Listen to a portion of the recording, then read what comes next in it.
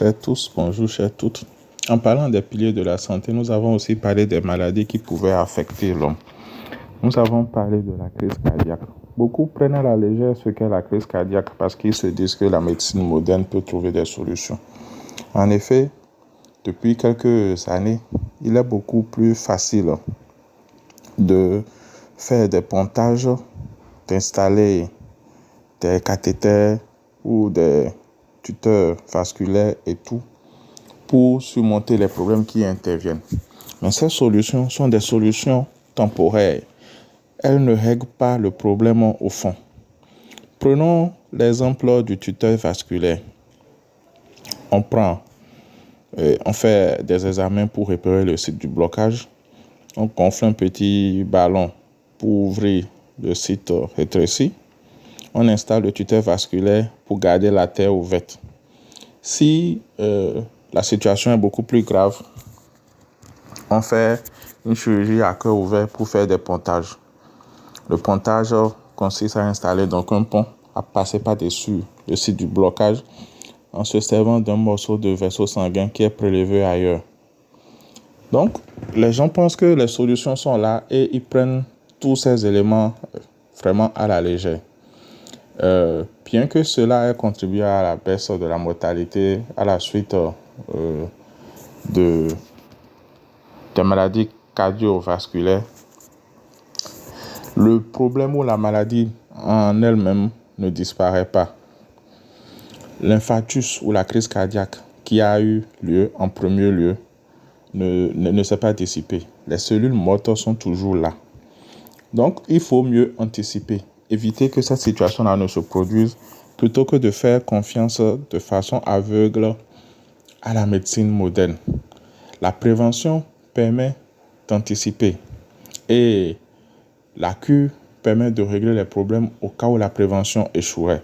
Mais ne pas prévenir, c'est s'exposer forcément à ces maladies-là et à avoir à faire un tour au bloc sans être certain d'en ressortir vivant. Donc l'encrassement des vaisseaux est un élément contre lequel on doit lutter. Pour ce faire, il y a de petites techniques qui existent comme l'alimentation, comme la consommation de vernonia amer avec de l'ail tous les jours, comme l'utilisation de Pricalyma nitida par exemple, comme la consommation régulière d'ail et d'oignons, ainsi que par les exercices physiques que l'on fait tous les jours.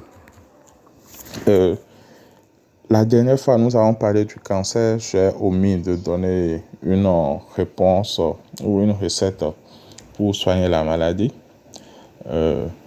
ou pour la prévenir tout simplement.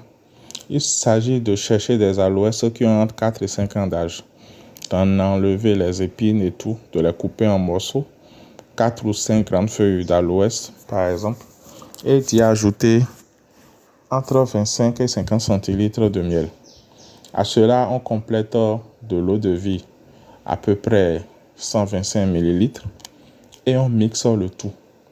On peut conserver ça au frigo ou conserver ça à l'air libre en fermant bien sûr la bouteille.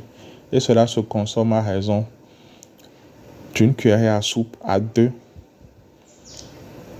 à 3 fois par jour, c'est-à-dire à 30 minutes des repas. Cela permet de faire de la prévention et d'éviter ces maladies-là qui sapent le système immunitaire. Donc, pour avoir aussi des artères en forme, il y a beaucoup de tisanes que l'on peut prendre et tout. C'est pour prévenir. Ça ne veut pas dire que vous n'aurez pas la maladie, mais vous diminuez le risque d'avoir la maladie. C'est de ça qu'il s'agit. Donc, à chaque repas, tâchez de consommer de l'ail et de l'oignon cru. Chaque jour, tâchez de consommer soit du vernonia en feuille ou en poudre avec de l'ail. Et tâchez de faire du sport. Le mouvement, ça vous aide beaucoup et ça élimine beaucoup de choses. Bien, nous n'allons pas nous étendre beaucoup plus sur le sujet aujourd'hui.